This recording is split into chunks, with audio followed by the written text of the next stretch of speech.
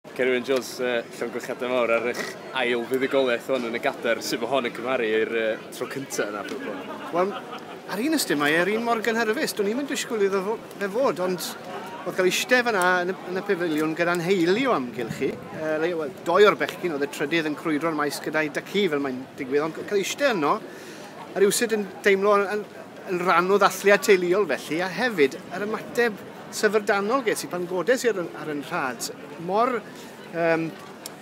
gefnogol oedd y dorf, a wedi fi gyrraedd y llwyfan hwythau yn para i gymeradwyo, o'n i'n mynd disgwyl hyn o gwbl. Felly fe roiodd e rhyw resogrwydd a rhyw wefr ychwanegol, oherwydd o'n i ddim wedi disgwyl hyn, a braf iawn yn hynny o beth.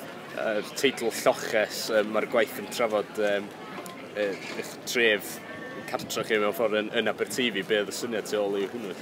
Wel, 4 awr ar hugen yn hanes tre Aberteifi yw ar diwrnod hwnnw'n cwmpasu canrifoedd o hanes y dre a'i phobl a dweud y gwir.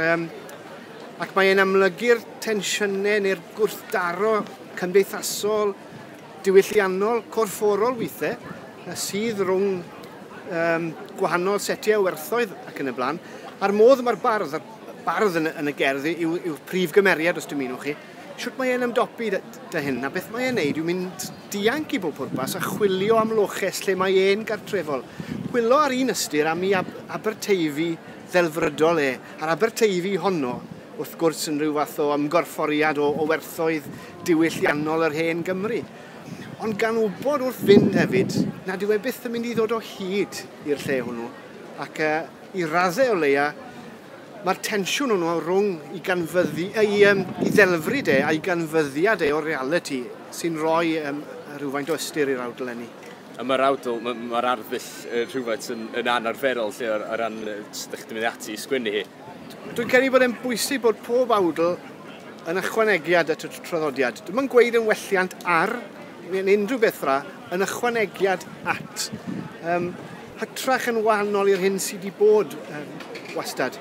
Ond y pwynt gyda'r gerdd yw, wel, allai'm wedi dychmygu ysgrifennu hi mewn unrhyw ffordd arall na'r ffordd nes i. Dyna oedd y llais a'r lleisiau o'n i moyn. Mae hi'n dre, fel o'n i'n awgrymu, sy'n llawn cymlethdod ieithyddol, diwylliannol, cymdeithasol. Ac o'n i am i'r agweddau hynny cael ei adlewyrchu yn y gymysgedd o iaith sydd. Weithiau mae'r iaith yn draddodiadol, yn glasurol, yn anafol i dynod. Weithiau mae fe'n sathredig yn gwrs, iaith lafar ffwrdd â hi, achos dyna glywch chi.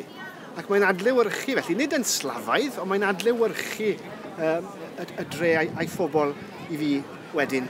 Ac mae'n tafodiaeth ni yn Aberteifi, a falle bod yn wir am drefi eraill yng Nghymru, yn cynnwys dipyn go lew o Saesneg, sydd ddim yn neud y siaradwyr dymed llai o Gymru Cymraeg.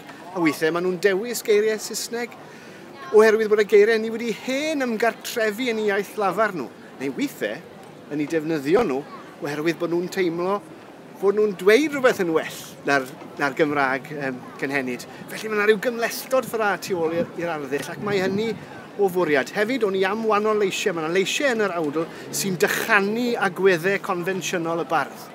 A dwi'n credu bod hwnnw falle yn rhan o ddifyrwch y gerdd. Ac o bosib, yn un o'r pethau hefyd fydd yn ysgwyd pobl ac yn anesmwytho pobl, ond dwi ddim yn ddrwg i anesmwytho mewn cerdd, dwi ddim yn credu. Nid rhywbeth gwastad iawn dylai cerdd fod.